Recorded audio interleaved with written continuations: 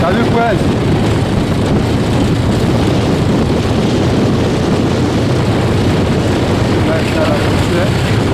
Ça commence.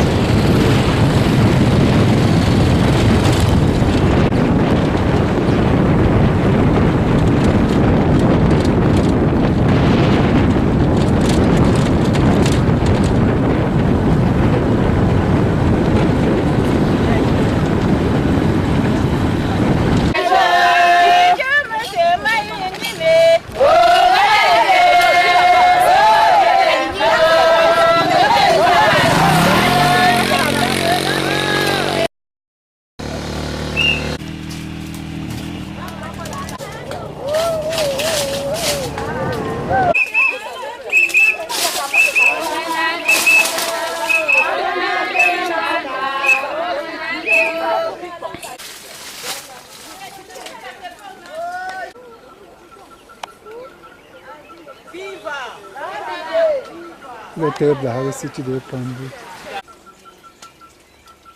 D'abord été tu vas dominer.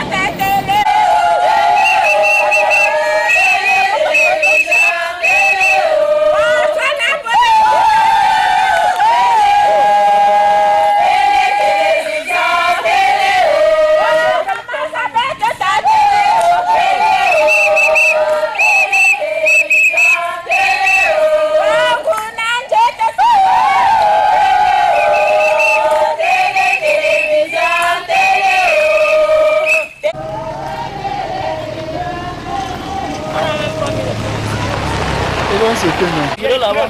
Non, il ne dit pas. Il peut faire un tour au village. Après, c'est nous.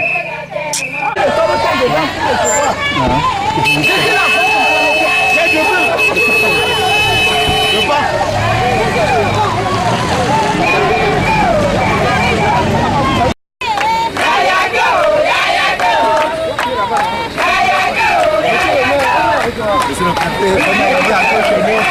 Merci beaucoup, merci.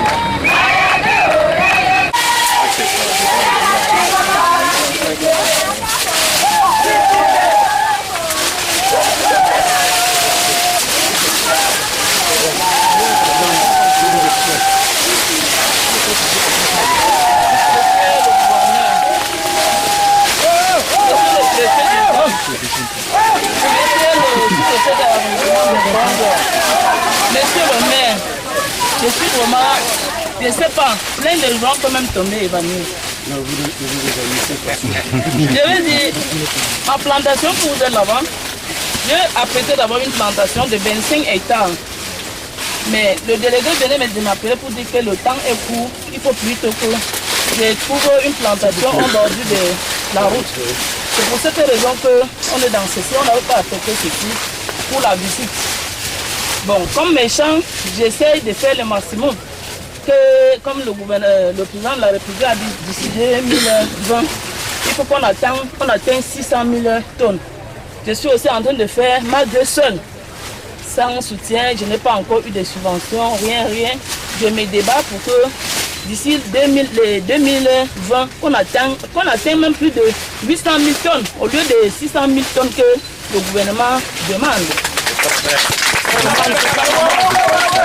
cette raison, on est en train de créer les plantations avec les jeunes, nous tous.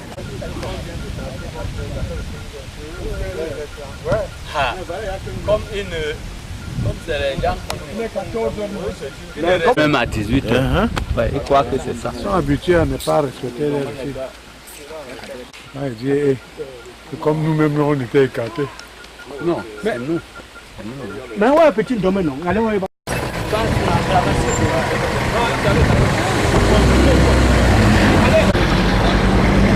Nous allons là-bas, oui, non, c'est le même comme il n'est pas là.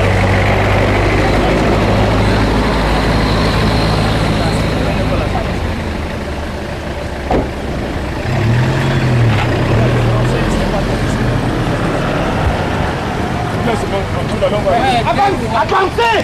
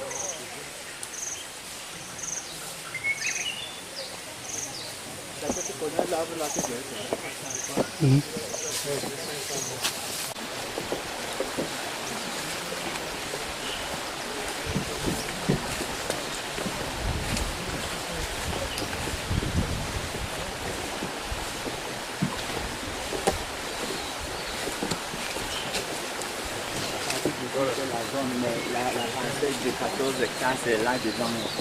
Bon, vous pouvez se présenter, vous pouvez nous présenter le projet.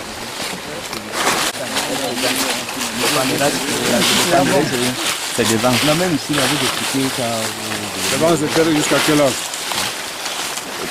La palmeraie, c'est de là, là devant. Voilà les palmes. Les palmes, c'est ça qui va comme ça.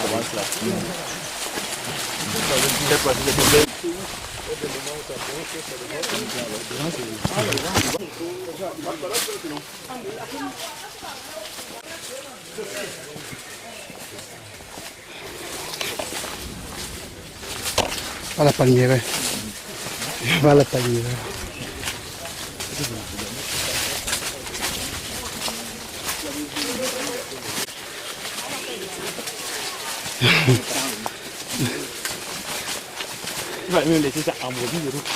Oui, on va faire du sang.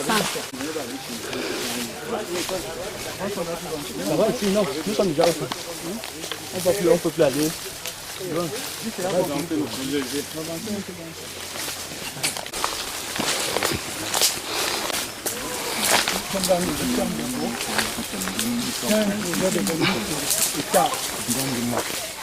De mélange culturel avec des parcelles bien différenciées.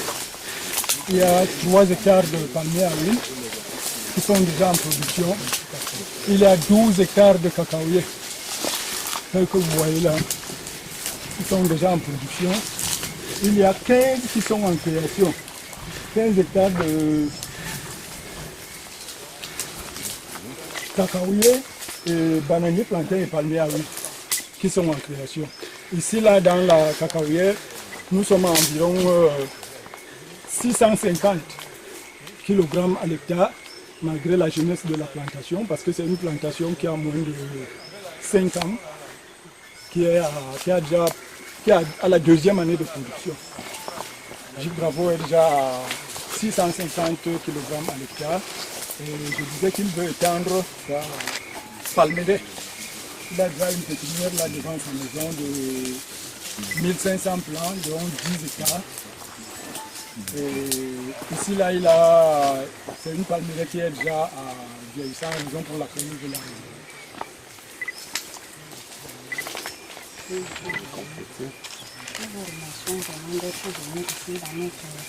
dans notre site. Cela nous demande des documents d'information sur les activités du Gilles Bravo.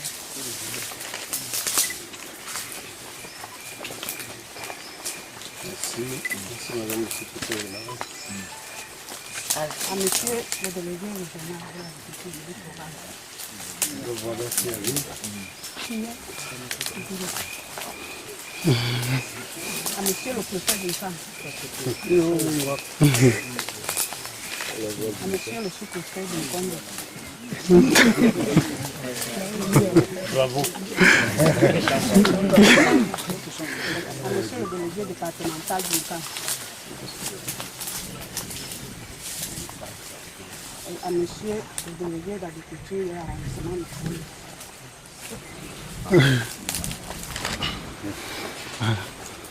Je vois qu'il y a même l'origine du nom du gîte. Oui, à l'origine. Parce que dans le temps, qui a utilisé le produit azoté, avec ces produits, il a vu l'efficacité. oui, et puis Il s'est exclamé bravo. bravo, et puis on a donné ce nom. Le nom. Exact. Nous disons la même chose. Nous disons bravo à bravo.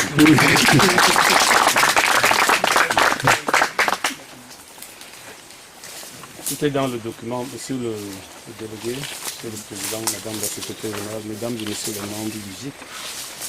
Je voudrais, au nom de toutes ces hautes personnalités qui m'accompagnent en mon nom, pour vous remercier d'avoir accepté que monsieur le sous-préfet mette la visite de vos exploitations dans le programme officiel. Merci. Et nous sommes arrêtés pour voir ce que vous faites et surtout vous encourager. Qui nous encouragent. Nos collaborateurs de services techniques sous-préfets sont là avec nous. On va discuter sur les problèmes de relance des diverses filières tout à l'heure dans le centre de travail. Si nous avons des conseils à vous donner, on vous les donnera à vous-même et aussi aux autres, tous les agriculteurs de l'arrondissement. Merci beaucoup.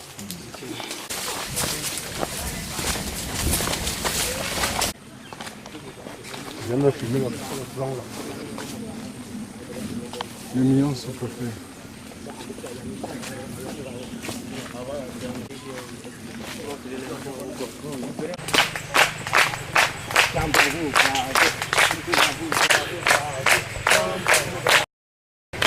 Merci madame.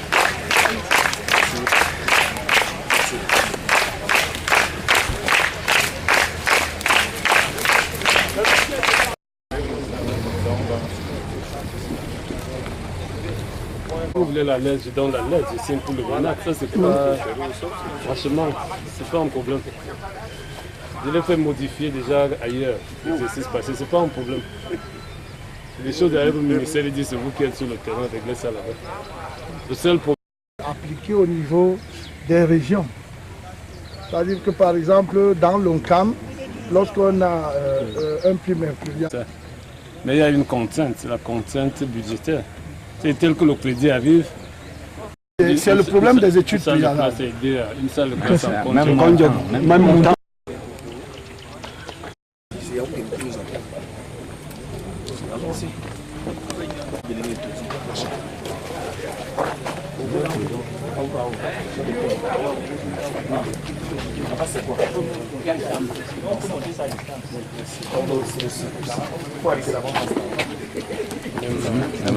Même configuration. On continue. Un verger.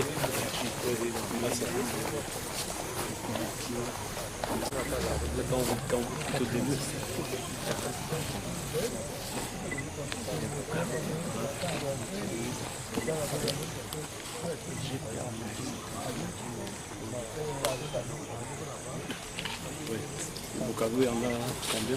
Il y a 10 chambres. Il y a 10 chambres là. C'est bon, on a surtout. Donc ça c'est venu s'ajouter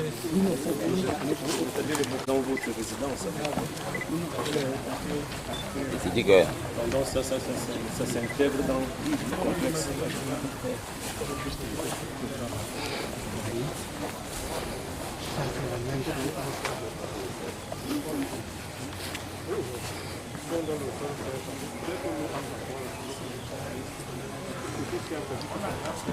C'est fatigué. Ouais. Merci.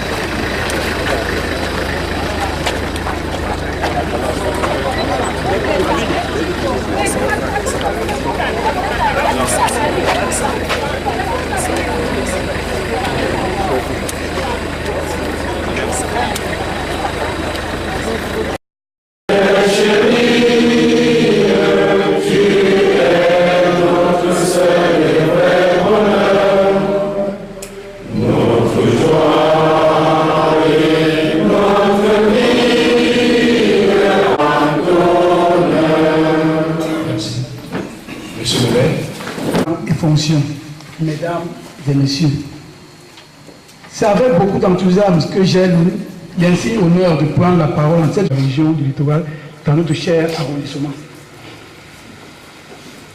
Monsieur le président de l'arrondissement de Ngonjo dans ses différentes composantes et de porter à votre connaissance les difficultés auxquelles nos populations sont confrontées. Bien sûr, sans oublier les bienfaits de notre président le Paul Biya, de notre arrondissement de Ngonjo. Notre municipalité est constituée de 2 grands cantons. Le canton Bang du côté nord et le canton Bandem du côté sud, regroupant 17 villages pionniers et 30 villages autochtones. Il s'agit de populations très dynamiques, essentiellement agricoles et sociologiquement cosmopolites. On retrouve ainsi des originaires des régions du nord, du centre, du sud, de l'est, de l'ouest et bien sûr du littoral. La fertilité du sol et la riche végétation font de Ngonjo un véritable grenier de notre pays. Ceci a été démontré lors des foires au niveau national. En effet, Ngonjo, qui est situé dans une zone entièrement forestière dans laquelle on retrouve plusieurs espèces d'animaux, peut se réjouir d'avoir une terre très fertile et des hommes et femmes travailleurs. Témoignage est fait à travers ces produits vivriers spectaculaires et attrayants. Car l'on s'étonne parfois de voir les régimes de plantains, ignames, manioc et autres, dont la grosseur se veut captivante. L'arrondissement de Ngonjo, très vaste, superficie d'environ 466 km², est limité au nord par le village d'Opan, à 21 km environ, à l'ouest par le village Madi, à 25 km environ, à l'est par le village Malébis, à 7 km environ, et au sud par le village Bénin, à 70 km environ. Il ne serait pas superfétatoire de signaler que notre arrondissement a été l'un des socles de la Révolution verte dans un projet phare du monde rural, initié par le gouvernement de la République dans l'optique de développer, de moderniser et de promouvoir l'agriculture. Ce projet ambitieux dénommé Opération Ngonjo Bafang, qui a vu implanter la Sodenka, entendant Société de développement du camp, dont les activités ont donné un conjoint de nombreuses populations vers d'horizons divers du triangle, venus d'horizons divers du triangle national. Cet exode demeure non seulement un atout dans la constellation de l'unité nationale, mais a fait notre arrondissement le plus peuplé du département du camp, près de 18 000 âmes vivent dans notre arrondissement. D'ailleurs, sa population essentiellement rurale s'est organisée en gîte et s'est convertie très vite en coopérative selon la récente précision du gouvernement de la République dans le cadre des rénovations en matière de produits agricoles pour faire de notre arrondissement une des mamelles nourricières de certaines régions du Cameroun. Notre arrondissement compte environ 38 unions pour 150 coopératives, 10 établissements agricoles pour l'achat et la commercialisation des produits de base, café, cacao, dont les plus réputés sont situés dans les villages Mapombe, Ndoksamba, Matoubé, Ngoma 2 et Sorok. Nous avons eu à visiter certaines de ces plantations. Notre municipalité est également une zone à forte production des fruits divers tels que les mangues, mandarines et oranges, ainsi que la cola. Cependant, Excellence, Monsieur le Gouverneur, le plus grand malheur de notre arrondissement, c'est l'encadrement dû au manque de route qui devient impraticable, surtout pendant la saison pluvieuse, pour écouler nos différents produits agricoles. Vous conviendrez avec nous, Excellence, Monsieur le Gouverneur, que notre peine est profonde de constater que tout ce que nos populations produisent est destiné à la putréfaction, et cela décourage les efforts de nos valeureuses populations qui, sous toutes les intempéries, fouillent et lèchent partout sans satisfaction. Il faudrait aussi signaler que nos forêts sont exploitées de manière anarchique par des individus. C'est dans cette perspective que nous nous prions, Monsieur le Gouverneur, d'accorder à ce fait une attention particulière à cette situation et de transmettre à qui le droit nos déliances afin de sortir conjoint de l'enclavement et de permettre à nos populations de remplir le panier de la ménagère, de lutter contre le chômage en créant des projets générateurs de richesse et d'emploi pour absorber les jeunes et autres catégories de personnes en travail. Yes, we can, oui, nous pouvons, avec l'appui de nos partenaires et l'aide des pouvoirs publics. Monsieur le gouverneur de la région du Littoral, notre municipalité n'a jamais ménagé d'efforts dans l'accomplissement des missions à lui assignées pour améliorer le bien-être de ces populations. C'est ainsi que plusieurs œuvres sont inscrites à l'article de la mairie de Konjo, avec l'appui des partenaires tels que les PNDP, en l'occurrence, création de pistes agricoles, construction des hangars dans les marchés de proximité dans différents villages, l'addition en eau potable, construction des latines et écoles, sans oublier nos efforts à travers les fonds propres de notre commune bien politiques. Nous voulons remercier le gouvernement de la République pour les investissements publics et les projets d'investissement prioritaires dont vient de bénéficier notre arrondissement à travers les PIP, budget d'investissement public et PIP, projet d'investissement prioritaire du MINEPAD, sur haute instruction de Monsieur le Président de la République, son excellence M. Paul Biya. L'appui inconditionnel de l'État à travers les CAC, entendez, centimes additionnels communaux, au fonctionnement sans faille de notre commune aux ressources insuffisantes que le nouvel exécutif entend hausser les recettes depuis son installation, ainsi que la création du commissariat de la sécurité publique et spécial, suivi de la nomination des responsables à la tête de ces différentes unités pour lutter contre la montée de la criminalité et le maintien de l'ordre public dans l'avancement de Konjo.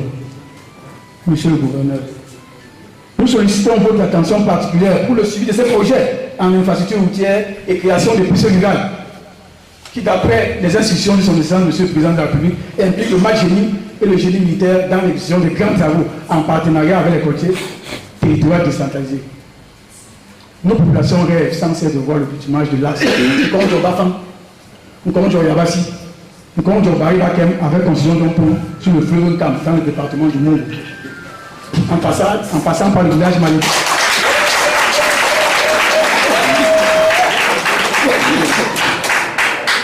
En passant par le village Malébis, qui a bénéficié de notre partenariat avec le PNDP d'un projet de création d'une piste agricole pour l'exploitation d'une vaste carrière de sable qui, dans un proche avenir, va générer beaucoup de recettes pour notre commune. Il y a lieu de préciser qu'un tel investissement réseau routier permettra de sortir notre arrondissement de l'enclavement. Car, dit-on, là où la route passe, le développement suit.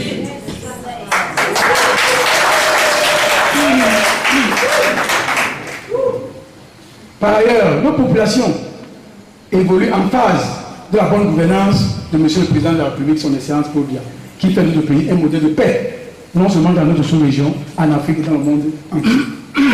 Aussi, nous soutenons avec véhémence sa politique sur l'assainissement de fonds publics. Vive le département du Cam. Vive la région. Son Excellence le Président Paul Biya. Je vous remercie. Il a présenté sous forme de doléance. Nous a présenté la carte politique, la carte administrative, la carte économique de cet important arrondissement. Il a reconnu les efforts qui ont déjà été produits ou réalisés ici par le gouvernement, par l'État, depuis que l'arrondissement existe. Il a remercié en votre nom les pouvoirs publics de toutes ces réalisations. Nous avons été là aussi touchés par cette façon de présenter les choses. Parce qu'actuellement, en tournée, on parle des doléances, des doléances.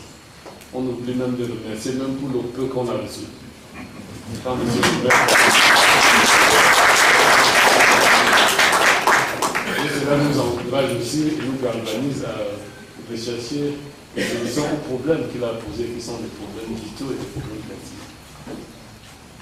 Je voudrais remercier de manière particulière également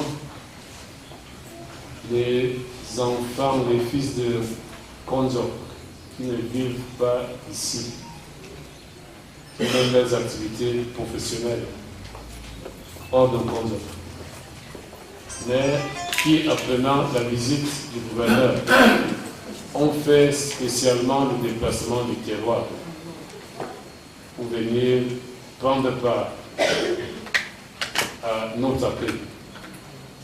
C'est une présence qui est très significative pour nous, elle est importante.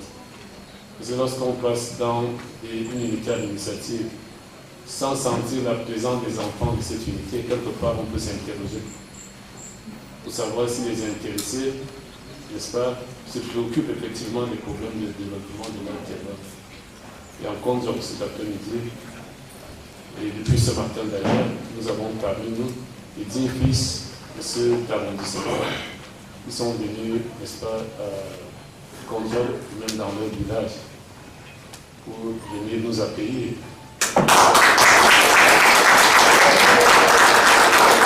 Nous disons profondément merci. Ceci dit, je suis le gouverneur en tournée dans le département de Cam et aujourd'hui dans l'arrondissement de Konjo, qui à lui seul nous prend une journée entière. Alors que partout ailleurs, nous avons visité 2 arrondissements par jour, 2 arrondissements.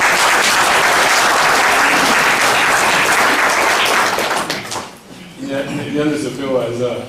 Rien ne se fait au hasard. Je crois que c'est parce que Konjo occupe une place particulière sur l'échiquier économique, de ce département de Cam et sur l'échiquier économique de notre région. Donc il est normal qu'on, dans la mesure du possible, on consacre un peu plus de temps au Konjo, peut-être qu'aux autres. Et il doit d'ailleurs dire qu'une journée, c'est insuffisant pour visiter tout ce qui se fait ici. Donc nous avons visité ce que le programme nous permettait de visiter en une journée. Il y a beaucoup de réalisations individuelles, collectives que nous aurions pu visiter. Aujourd'hui, nous nous sommes contentés de ce que le programme permettait de visiter à Benga, où les populations nous ont accueillis, nous ont exprimé un certain nombre de doléances. Nous avons visité les exploitations agricoles et pastorales des couples Bogda. Nous avons visité l'usine de cacao café de Ndoksamba. Nous avons visité une partie des exploitations agricoles de Madame Pauline Chouala. Nous avons visité les champs, la bananeraie, la palmeraie, champs de maïs, du GIC Bravo à Moloch. Nous avons visité les chantiers de construction de la résidence de votre sous-préfet, de votre nouvelle sous-préfecture. ainsi que le centre touristique que le sénateur King exécute ici depuis quelques années. Donc voilà l'échantillon que nous avons visité.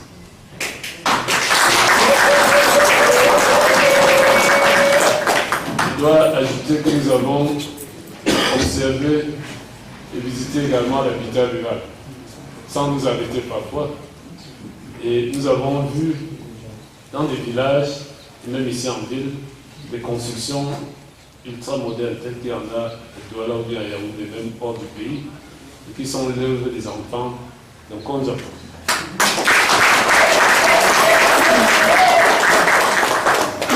On ne peut construire de telles maisons chez soi, dans l'arrière-pays, dans des conditions d'enclavement, que si on aime véritablement chez soi.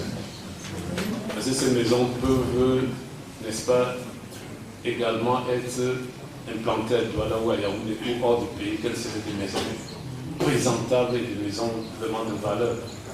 Venir les réaliser au village sans attendre, n'est-ce pas, qu'elles rapportent quelque chose sur le plan financier ou matériel, pour dire qu'on aime chez soi. C'est pour ça que je voudrais féliciter les enfants de la diaspora, les fils et les filles de cette rencontre qui le font déjà.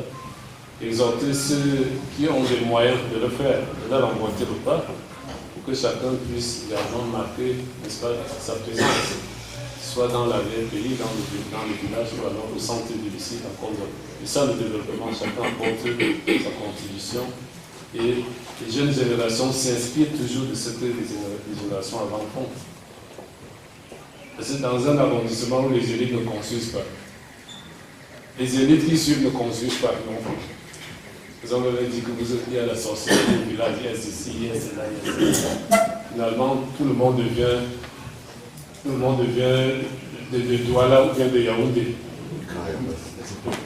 Bon, on me parle du camp Yapressi. Mais par contre, lorsqu'on voit une maison d'une élite, d'une personnalité, on voit la personnalité qui vit chez elle. Même ces sorciers-là ne mangent pas les gens n'importe comment. Les autres générations, les élites qui montent, ont de qui tenir. Et essaient d'imiter l'exemple des élites. Nous insistons sur l'habitat rural, qui n'est pas un investissement sacrifié ou sentimental, c'est un outil de développement également. Parce que le pays doit se développer aussi bien en ville que dans l'arrière-pays. Lorsqu'on rentre dans l'arrière-pays, on devrait pouvoir trouver aussi. Il relève d'une tradition et d'une coutume. Il faut se référer à sa tradition et à sa coutume pour le désirer. Il ne faut pas procéder aux élections. Les élections fragilisent les chefferies. Ces chefferies, à force de procéder par élection pour la désignation des chefs, on arrive à quelque chose qui n'est ni traditionnel ni moderne. Vive le Konjo. Parce que j'ai un courrier que je voudrais vous remettre en main propre, mais je me sens obligé de parler un peu ici, parce que vous avez évoqué le problème des chefs traditionnels. Nous avions un village ici qui a d'énormes problèmes en ce qui concerne la désignation des chefs de 3e degré. En fait, en 2010, il y a eu une désignation d'un chef après consultation. Il a eu un arrêté. Malheureusement, on est allé induire le préfet Ndikam en erreur. Il a rapporté les têtes et il a nommé sans désignation. J'ai tout ça ici. Et depuis, j'ai plaidé, j'ai écrit plus d'une fois. Mes écrits sont restés vaines. Voilà en bref, monsieur le gouverneur, mon intervention. Je vous remercie.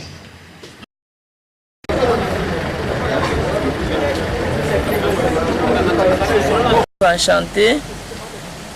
Je donne tous mes encouragements, tous mes remerciements à monsieur le gouverneur du littoral d'avoir pensé à nous, les planteurs de Konjo, plus particulièrement à moi, Madame Chouala, qui a visité mon champ et que je lui ai soumis, omis seulement de mes doléances, les doléances de tous les planteurs de Konjo. Parce que franchement, en Konjo, on fait la bonne qualité. C'est pas moi seul qui fait la bonne qualité, c'est tout l'ensemble des Konjo. Je lui ai souligné mes doléances, tout en disant que vraiment, si on peut, tous les efforts qu'on fournit, c'est fait par nous-mêmes. Et si si on peut nous subventionner, on va aller encore plus de l'avant. Au lieu de 3000 tonnes qu'on fait en Konjok, j'ai promis à monsieur le gouverneur qu'on ira à 10 000 tonnes dans le cas où il y a les subventions.